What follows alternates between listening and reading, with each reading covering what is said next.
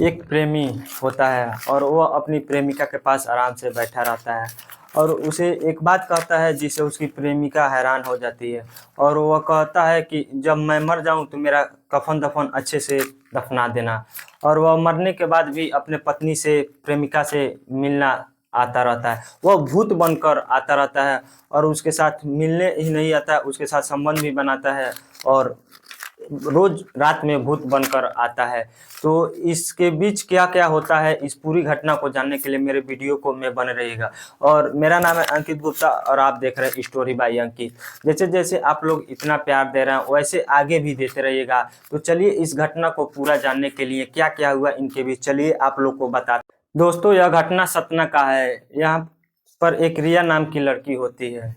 यह रिया जो होती है ये 2017 की बात है। जो रिया रहती है ये सोशल मीडिया पर एक्टिव रहती है, पढ़ाई लिखाई करती है लेकिन थोड़ा मोबाइल, इंस्टाग्राम, फेसबुक, यूट्यूब सब यूज करती है, सब कुछ चलाती है। तो ये इंस्टाग्राम से एक्टिव रहती है और अलग अलग वेबसाइट से दूसरों से चैट करती है। तो इसकी मुलाकात एक लड़के जिसका नाम अनूप से होता है और अब ये दोनों में धीरे धीरे बात होने लगता है। और जब ये आपस में दोनों लोग मैसेज करते रहते हैं तो आपस में इन दोनों से नंबर लेते हैं और दोनों आपस में बात करने लगते हैं। तो जब मिलने लगते हैं तो दोनों आपस में मिलने की ख्वाहिश करने लगते हैं कि चलो एक दूसरे से मिलते हैं। तो ये दोनों जब आपस में रहते हैं मिलने के लिए तो दोनों आपस में मिलते हैं और एक जगह का बुलाते हैं। और तो जब दोनों एक दूसरे को पसंद करते हैं तो आते हैं। तो दोनों ने एक कसम खाते हैं कि चलो हम दोनों मिलकर एक दूसरे के साथ पूरा जिंदगी भर एक साथ रहेंगे और जिंदगी गुजार लेंगे। लेकिन जो रिया होती है ये अपनी माँ से पूछती है तो उसकी माँ मना कर देती है। उसकी माँ कहती नहीं, आप तुम्हारा शादी कहीं नहीं होगा, मैं जो चाहता हूँ वहीं पर होगा तुम्हारा शादी। तो वो जो लड़का होता है वो कहीं और का होता है। तो उसकी माँ कहती है इस लड़का को मैं जानती नहीं हूँ और ये पता नहीं कैसा है लड़का, तो मैं इसे शादी नहीं करूँगी, पता नहीं क्या है कैसा है। तो उधर अनु भी परेशान रहता है कि हम लोग जब घर वाले नहीं मानते हैं तो भाग कर शादी कर लेते हैं। तो एक दिन कुछ ऐसा होता है कि रिया और अनु दोनों हैदराबाद शहर भाग जाते हैं, दोनों मिलकर भाग जाते हैं। और हैदराबाद पहुंचते हैं तो एक मंदिर में शादी कर लेते हैं, मांग भर देते हैं, सिंदूर भर के शादी कर लेते हैं। तो एक दिन क्या हुआ है कि ये जो अनूप रहता है, अपनी रिया होती है अपनी पत्नी से वो अपनी असली सच्चाई बताता है अपनी पत्नी से। वो कहता है मैं एक सही बताऊं तो मैं मुस्लिम हूं और मेरा नाम इरशाद है। तो जो रिया होती है वो परेशान हो जाती है कि नाम बदल जाने से चेहरा नहीं बदलता है, धर्म नहीं बदलता है। जो आप मेरे लिए पहले थे वही आज भी हो। मैं तुमसे पहले भी प्यार करती थी और आज भी करती रहूंगी, क्योंकि जात धर्म से आदमी सही नहीं होता है। तो ये नहीं कि तुम अनूप हिंदू थे तो मैं तुमसे प्यार करती थी, अब इरशाद सही हो मुस्लिम हो तो मैं नहीं करूँ, मैं तुमसे हमेशा के लिए साथ रहूंगी। तो ऐसे क्या होता है दोनों खुश रहते हैं और दोनों अच्छे से गुजारते हैं। तो रिया जो होती है वो अपने माँ से अभी भी बात करती है और मिलती है। तो रिया की माँ होती हैं, वो कहती हैं कि तुम लोग को हैदराबाद रहते रहते मन भर गया होगा। ये कई साल से वहाँ पर रहते हैं, 2016-17 से रहते हैं और 2020 हो जाता है, 3-4 साल हो जाता है। तो रिया की माँ कहती है ऐसा काम करो कि तुम घर चले आओ और मेरे दामाद अनूप को भी लेकर चले आओ, और यह बात तुम्हारे पिताजी से बात करेंगे और वो मान जाएंगे, वो इधर बात करेंगे तो तुम दोनों घर से लौटा चले आओ वहाँ से हैदराबाद। तो रिया यह बात मानकर अपने पति के साथ घर लौटने की बात करती है। तो वह अपने मायके आती है। तो धीरे धीरे कुछ समय गुजरता है तो अपने माता पिता के घर अपनी मायके चली जाती है। तो अनूप और रिया में अक्सर अब मन भर गया रहता था तो छोटी छोटी बातों में झगड़ा होता है, कभी कमाने के लिए तो कभी सामान लाने के लिए, कभी पैसों के लिए, कभी कुछ खाना वाना के चक्कर में हमेशा झगड़ा करते थे। तो यह धीरे धीरे एक ढेर दिन के बाद आपस में झगड़ा करने लगते हैं।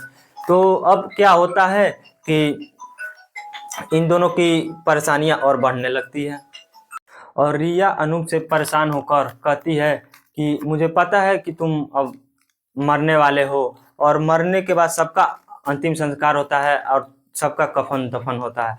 तो तुम तो मुस्लिम हो तो तुम्हारा कफन दफन होगा। तो और जहाँ तक मरने की बात रही तो तुम इस पे दोनों बहस करने लगते हैं, धीरे धीरे बहस करते हैं। तो एक दिन जब रिया और रिया की माँ घर से बाहर कहीं जा रहे थे, तो कुछ देर के बाद वापस आते हैं। तो कुछ देर के बाद जब अपनी दरवाज़ा खोलती हैं तो देखते हैं कि ये जो अनूप होता है, और अनूप, ये तो नाम अनूप था, वो तो असली नाम इसका इरशाद मुस्लिम था, वो पंखे से लटका हुआ था, फांसी लगा लिया था।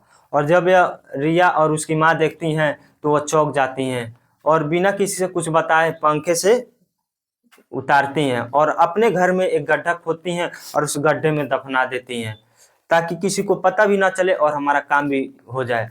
तो अगर कोई जान गया तो हम लोग को पुलिस पकड़ ले जाएगी और केस भी लगा देगी। तो उस लड़के को, अनूप उर्फ इरशाद को, गड्ढे में दफन कर देती हैं। और जो रिया होती है, ये अपने पति, उसका तो जिंदगी भर जो साथ निभाने वाला, उसको भूल नहीं पाती हैं। और रिया के सपने में बार बार अनूप याद आता रहता है। तो जब याद आता रहता है तो अनूप कहता है कि तुम मेरा कफन दफन सही से की नहीं और मेरी बात माँ से नहीं बताई। और वह रिया के सपने में गलत गलत मीठी मीठी बातें करता है और उससे सपने में आता रहता है हमेशा। तो कभी कभी क्या होता है कि कभी इंसान सपना देखता है तो कभी उसको पूरा कर दिया जाता है, तो और कभी कभी नहीं किया जाता है। और जो बंद आंखों से देखा जाए सपना वो सच होता है, और जो सच में देखा जाए वो नहीं होता है, तो यही लोग कहते हैं।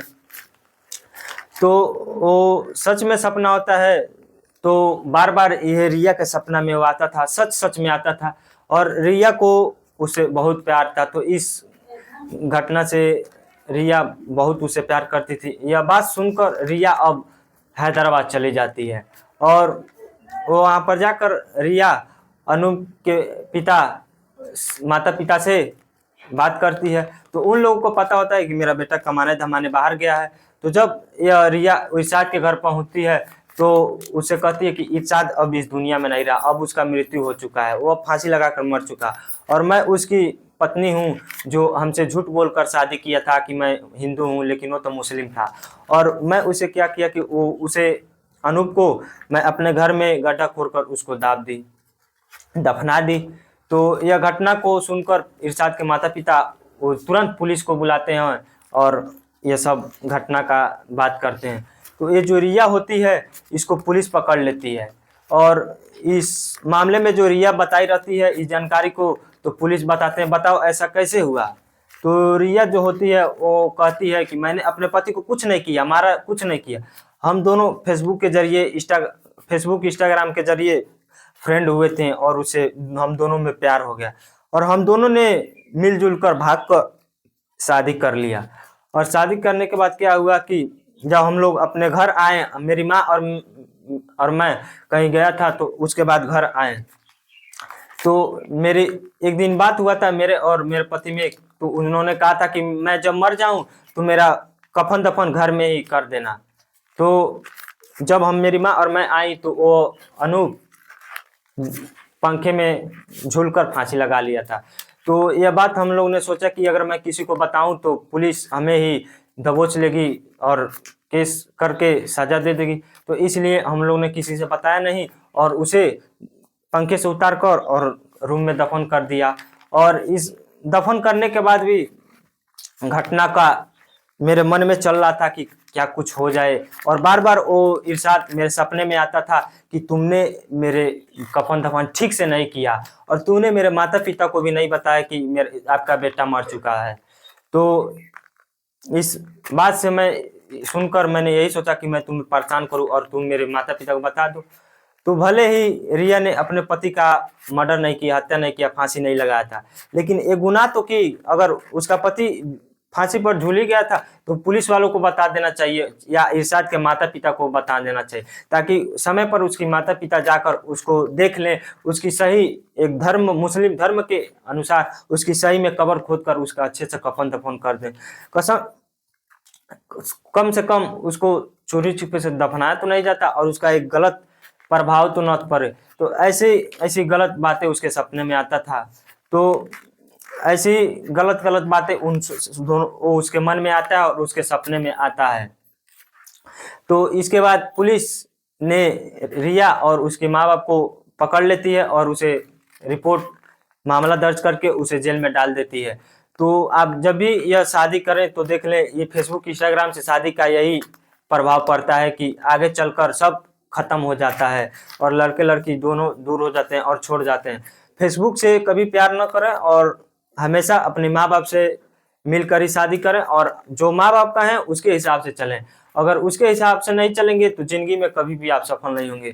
तो यह कहानी आप लोग को कैसी लगी कमेंट में ज़रूर बताइएगा और इससे कुछ सीख लेना चाहिए कि हमें ऐसा नहीं करना चाहिए और हमें माँ बाप की बात मानकर शादी करना चाहिए। तो आप लोग को ऐसा नहीं करना चाहिए और अच्छे रास्ते पर चलना चाहिए। तो आप लोग से यही निवेदन है, वीडियो अच्छा लगे तो वीडियो को लाइक और चैनल को सब्सक्राइब कर दीजिएगा। मिलते हैं अगले वीडियो में, तब तक के लिए जय हिंद जय भारत। आप लोग को इतना सारा प्यार देने के लिए धन्यवाद करता हूँ।